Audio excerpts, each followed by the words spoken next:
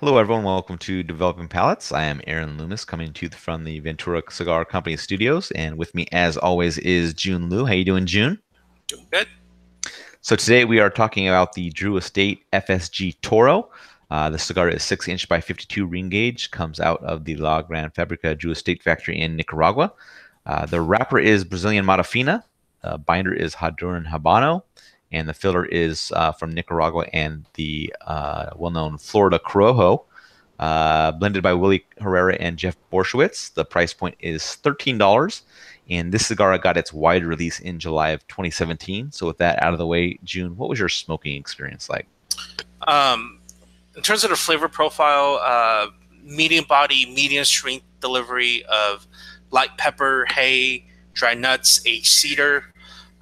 Towards like the middle of the cigar, I started getting some earthy bitterness, which when I say earth bitterness in this scenario, I mean it as a good thing. It almost has like an effect of like tannins that you kind of notice, especially when you're drinking like a dry red wine, and it really touches that edge of your tongue, which is great. I don't get that much with cigars at all, so really enjoy that. And then I started getting some like dry red chili heat lingering on the palate as well. So that's kind of how the entire profile was, which was very.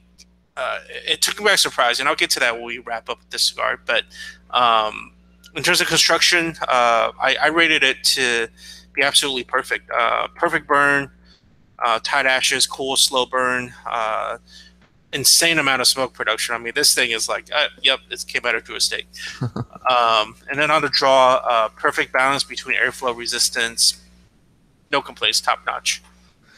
Yeah, for me, the cigar started with kind of a creamy pine and then added some earthiness to it. That pine then kind of transitioned to oak. Then I got a citrus note that joined in, which is kind of like the white fleshy part of the inside of the orange peel. Kind of it's like an airy kind of flavor or texture to it. Kind of carried a little bit of that sweetness and citrus bite to it. Second third was the earthiness, oak, creaminess, a little bit of that citrus note. Final third was oak and earthiness with just a little bit of the citrus note in there. Strength started at medium and then kind of bumped up to slightly above medium from the second third on. In regards to construction, uh, for the burn, if you were driving through my neighborhood, you would think I was burning a pile of leaves in my backyard with the amount of smoke that was coming off of this thing. I mean, it was just a ton of smoke. So it's fantastic to watch. Even at rest, it's just pouring out smoke, which is awesome. Burn line was a little bit wavy throughout but never needed an intention to it. Ash held on about inch and a quarter increments. In regards to the draw, it was perfect. Just the right amount of resistance that I prefer, so I had no complaints in regards to that. So, what were your overall thoughts on this cigar?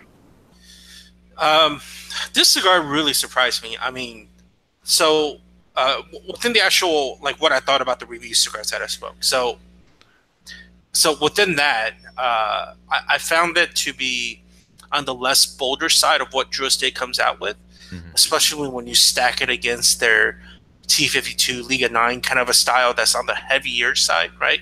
A lot of chocolate, a lot of heavier kind of a thing. And it's not exactly woolly either, right? So like Willie, I think it's almost like in between like Willie kind of a style and then like a Liga 9 T52S kind of a blend. I feel like now that I think about it, Right. Right. um, it held together really well. I thought that flavors held together well, like a very non-spice forward delivery of flavors, which nowadays it's almost not. It's really hard to find. I mean, even with Connecticut Shades, people are like, let's just dump a bunch of spice in there, right? Yeah. So I really enjoy that aspect of this cigar. Layered, dry red chili heat, tannins to wrap up the finish. Beautiful, right? I'm not sure how.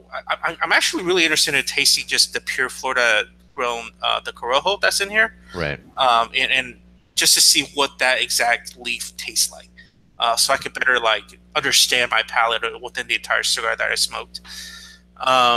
Something that's really interesting about this cigar is, so this is actually one of those cigars. I shouldn't hold bias, but it's hard to, right? Like we're all fucking human. So this cigar I smoked at Drew Estate's media party Hmm. this past year at IPCPR.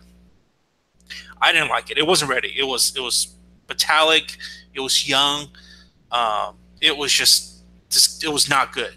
Right.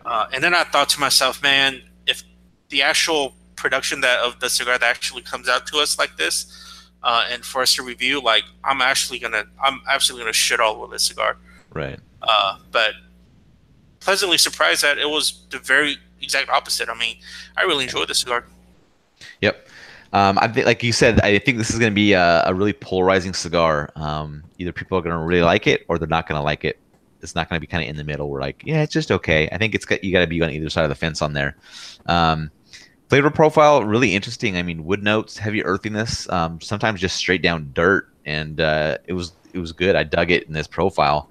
You kind of get that citrus note in there that's just really unique. I don't recall getting that in the cigar before. Construction is excellent. Cigar just pours out smoke. I think that the whole FSG project is really interesting. So I'm glad to see that this kind of makes it in there, and it makes me want to try other brands and other lines that have this tobacco in it. So I highly recommend people going out and grab one of these. If these flavors at all sound interesting to you, to try this cigar, because I think you'll be a little bit surprised by it. At least through this cigar, that the whole Florida sun-grown tobacco thing is not a gimmick. I mean, Jeff's really doing it the right process in order to go through this whole process of creating the tobacco through Florida. So I think it turned out to be a really good job on this. So I dug it. In regards to the scores, I give it a 7.07. You give it a 7.17. I think that match up your experience. Match up well. I mean, this is by far the best cigar that I smoked this in 2017 for review that came out of Drew Estate. So that should tell you something. Yeah, mine matches up well as well. And flavors, really good in that first third. Still good, doing well in the second third. Drops off a little bit in the final third because it kind of lost that citrus note, and that really had me kind of digging into the cigar. Construction is fantastic. I mean, it all piles up to put together a good score. So I thought it was really great. Any other final thoughts from you? No, actually, now I know what this tastes like. I know Corona Cigar and Jeff does like variants using this Florida Corojo, right? There's some Davidoff lines that have it. Yep.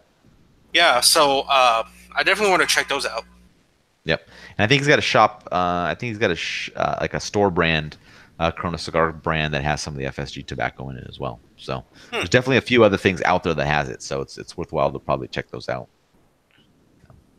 Well, if you're just catching this video on YouTube, be sure to subscribe to us, but also check out the full written review on the website, developingpalates.com. Be sure to follow us on all the social media channels, Facebook, Instagram, Twitter, and Google+. You can catch all of our review recaps on podcasts, so iTunes, Google Play, and Podbean. Thank you for tuning in, and we will catch you on the next one.